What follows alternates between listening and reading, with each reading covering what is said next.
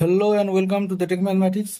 आज फेरि म आइसकेको छु एउटा नयाँ भिडियो लिएर, जसमा म तपाईँहरूको माझ equation of circle coordinate geometry class 10 को optional म्याथको equation of circle chapter भइरहेको थियो होइन।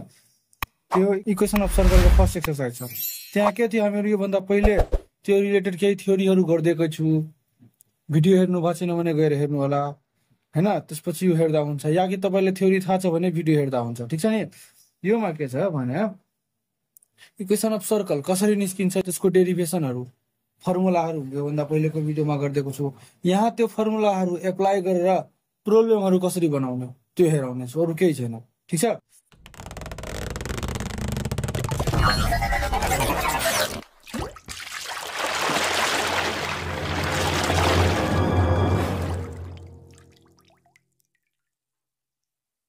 यहाँ हेरौँ त।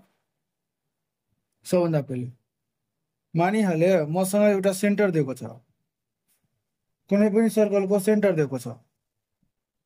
मानिहाले म सेन्टर यति छ र त्यसको रेडियस पनि दिएको छ, r बराबर 5 युनिट। ठिक छ। एउटा सर्कल छ, त्यसको सेन्टर यति र रेडियस यति भने त्यो सर्कलको इक्वेसन कसरी निकाल्ने? ठिक छ। त्यो इक्वेसन निकाल्ने तरिका के होला त हेरौँ त।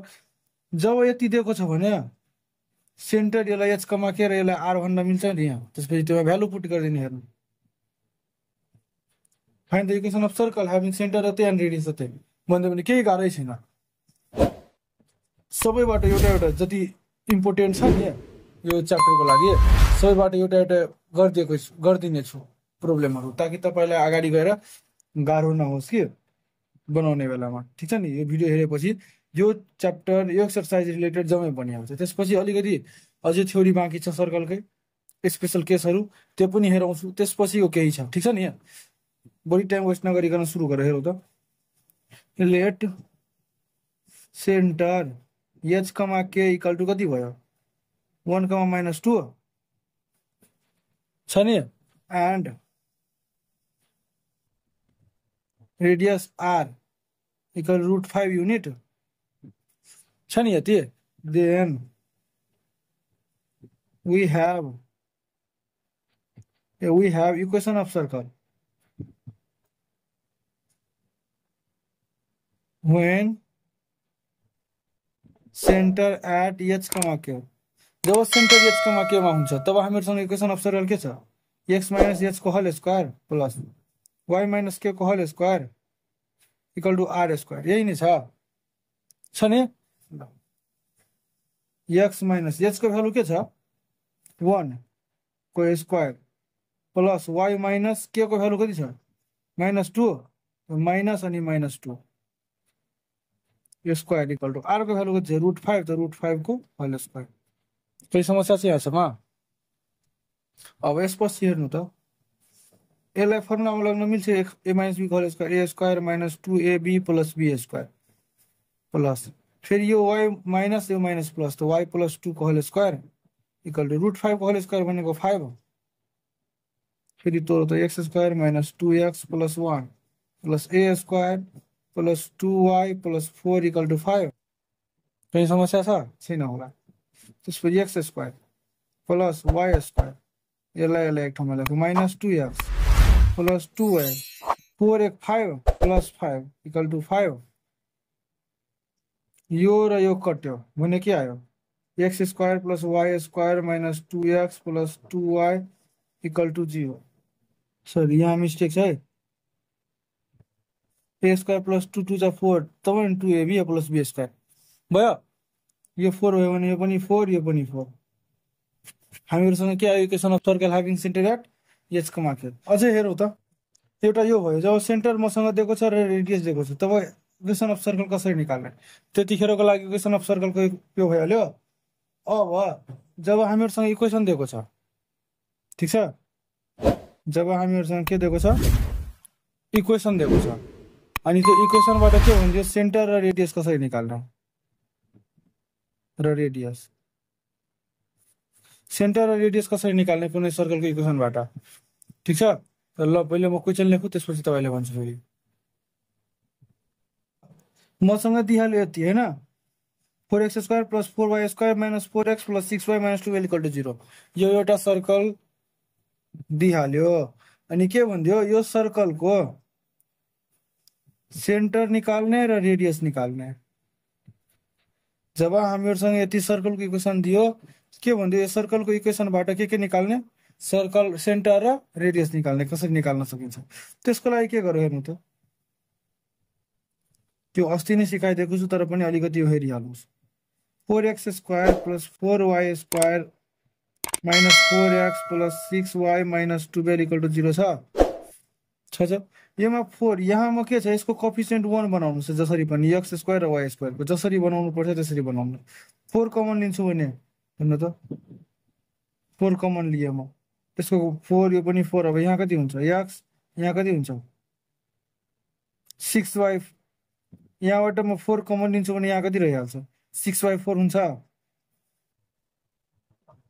यहाँबाट आयो भने 4 3 जा 12 कहीं समझ्दा पनि यो गुणा गर्छु त 6 आउँछ ठीक छ अब हेरौँ त यो 4 उता गइहाल्यो भने x² + y² - x + 6/4 y - 3 = 0 कहीं समस्या छ मैले लाग्दैन छ होला यो काट्न मिल्छ 2 3 जा 6 2 3 जा 6 अनि 2 2 जा 4 काट्न मिल्यो अब के आयो मसँग x² + y² - x + 3/2y - 3 = 0 आयो अब यसलाई म अरेन्ज गरेर लेख्दिछु x² - x + y² + 3/2y - 3 = 0 कोही समस्या छ अब यसलाई म के को फर्ममा लाग्न कोसिस गर्छु a - b को होल स्क्वायर या a + b को होल स्क्वायर के को स्क्वायरमा बसिरहेछ यो त्योमा लाग्न कोसिस गर्छु हेर्नु त मसँग के x² - x इक्वेसन के छ x² - x + y² + 3/2y + 3 - 3 है - 3 = 0 यति मसँग छ अब यहाँबाट के गर्नु छ खास पर्फेक्ट स्क्वायरमा लाग्न कोसिस गरेको हेर्नु त्यसलाई यसरी लेख्न मिल्छ a² - 2a यो 2 आफ्नो मनले थपे त b a² - 2ab तब यो कट्यो त मात्र x रह्यो प्लस b को ठाउँमा 1/2 त्यसैले 1/2 को स्क्वायर यो थपे त्यसैले यो घटाइदिए म बुझ्यो अब फेरि यसको लागि y² a² + 2 फर्मुला को 2 a को ठाउँमा के छ अब कति यहाँ हाल्छु भने 3/2 रहिहाल्छ 3/2 को लागि 3/4 थाप्नु पर्यो न तब नि यो कट्यो भने 3/2 रहन्छ a² + 2ab यो कट्यो भने 3/2 * y 3/2y जस्ताको त्यस्तै रह्यो फरक परेन a² + 2ab + b² b को ठाउँमा कति छ -3/4 -3 = 0 यो थपे त्यसैले यो घटाए यो जस्ताको त्यस्तै = 0 समस्या छ मलाई लाग्दैन छ होला अब हेरौँ त के आयो x² - 2x * 1/x + 1/x 2 को होल स्क्वायर मतलब a² - 2ab + b² यो एउटा फर्मुलामा बस्यो न a - b को होल स्क्वायर त्यसैले a - b को होल स्क्वायर यो -1/2 भनेको 1/4 प्लस अब हेर्नु त यति मात्रै यहाँसम्म a² + 2ab + b² a + b को होल स्क्वायर यो पनि भयो त y + 3/4 को होल स्क्वायर -3²/4² मतलब 9/16 - 3 = 0 समस्या छैन होला मलाई लाग्छ अब x - 1/2 को स्क्वायर प्लस y + 3/4 को स्क्वायर अब यो -1/4 - 9/16 - 3 = 0 अब यो सबलाई उतामा जो फाल्दिन्छु त के आउँछ हेर्नु त x - 1/2 को होल स्क्वायर प्लस y + 3/4 को होल स्क्वायर = 1/4 + 9/16 + 3 यो माइनस उता यो पनि उता जम्मै माइनस वाला उता गएपछि प्लस भइहाल्यो अब ठीक छ अब यसलाई सोल्भ गरौँ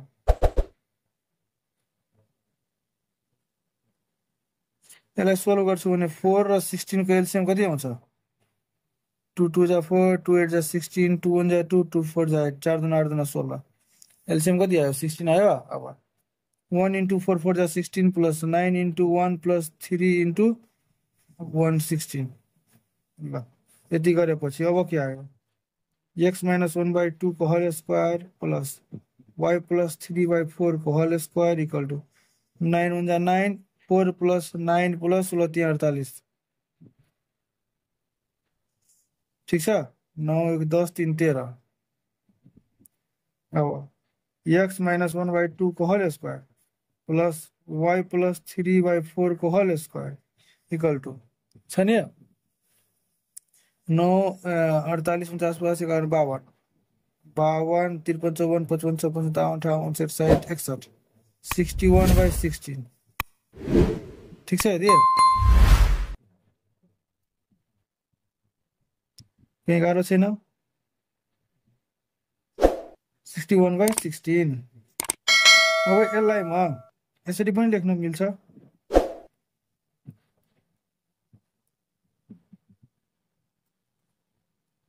रूट अंडर 61 by 16 को होल स्क्वायर तब यो स्क्वायर रूट कटे जसाको त्यस्तै रहेन यस्तो लेख्न मिल्यो हैन अब हेरौ त कंपेयरिङ विथ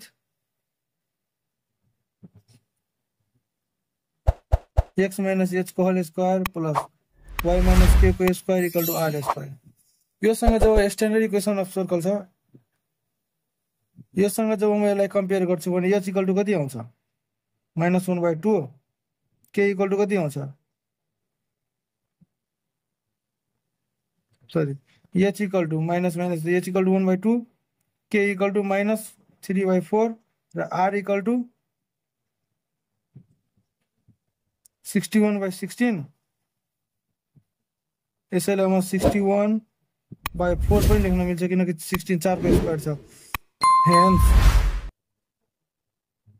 यहाँसम्म बुझियो नि योसँग जब कम्पेयर गरे त यो यति भ्यालु यो छ यो यति भ्यालु के यहाँ त माइनस हो त माइनस के बराबर के त माइनस के बराबर 3/4 त के बराबर चाहिँ -3/4 त hence centre h, k equal to minus sorry plus 1/2 -3/4 र रेडियस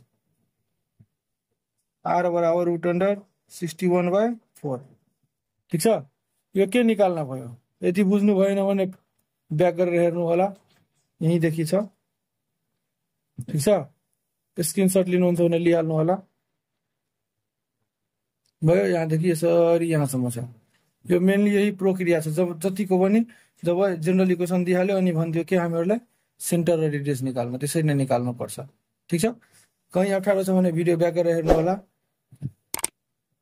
त पनि डाउट क्लियर भएन भने कमेन्ट मार्फत सोध्न सक्नुहुन्छ म अवश्य नै रिप्लाई गर्नेछु ठीक छ त्यसपश्चात अर्को प्रोब्लेममा जाउँ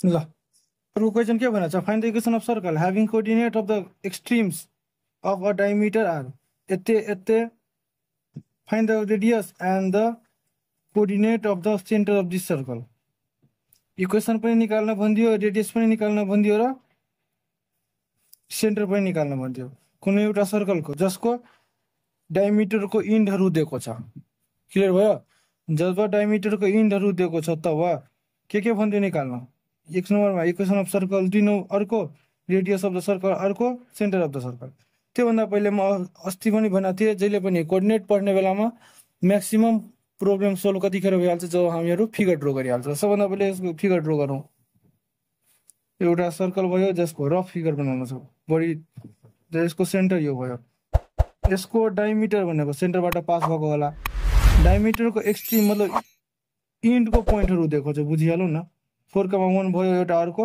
6,5 भयो भयो अब के भन्दियो यसको रेडियस निकाल्ने यसको सेन्टर निकाल्ने र यसको इक्वेसन निकाल्ने के सोध्यो क्लियर भयो नि क्वेशन अब ल मानौ म एलाई ए एलाई be मानिहाले let a equal to 4,1 b equal to 6,5 and px, y be the यते एन्ड अते be the ends of diameter of a circle having p x, y as a center। के भने यो र यो मानिहाल्यो कुनै दुईटा डायमिटरको इन्ड पोइन्टहरू दिएको छ र पी त्यो डायमिटरको त्यो सर्कलको सेन्टर छ। तब equation of circle then A equal to 4,1 यसलाई x1 y1 मान्न सकिन्छ अनि B 6,5 equal to x2 y2 equation of circle x minus x1 x minus x2 plus y minus y1 y minus y2 equal to 0। यो equation of circle छ in diameter form. Diameter फर्ममा equation of circle के हुन्छ x minus x1 into x minus x2 plus y minus y1 into y minus y2 equal to 0। जब यो हुन्छ तब हेरौ त x minus x1 को ठाउँमा कति छ 4 x minus x2 को ठाउँमा कति छ 6 plus y minus y1 y1 को ठाउँमा कति छ 1 into y minus 5 equal to 0 भयो। अब यसलाई सोल्भ गर्नु छ अरु के छ x into x minus 6 minus 4 into x minus 6 plus y into y minus 5 minus 1 into y minus 5 equal to 0। यसलाई म सोल्भ गरिरहेको छु त्यसैले मलाई सिकाउनु पर्दैन यो सायद 4x plus 24 plus y square minus 5y minus y plus 5 equal to 0।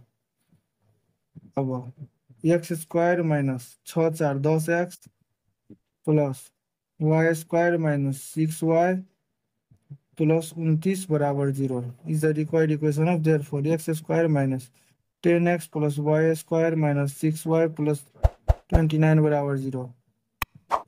यो काय हो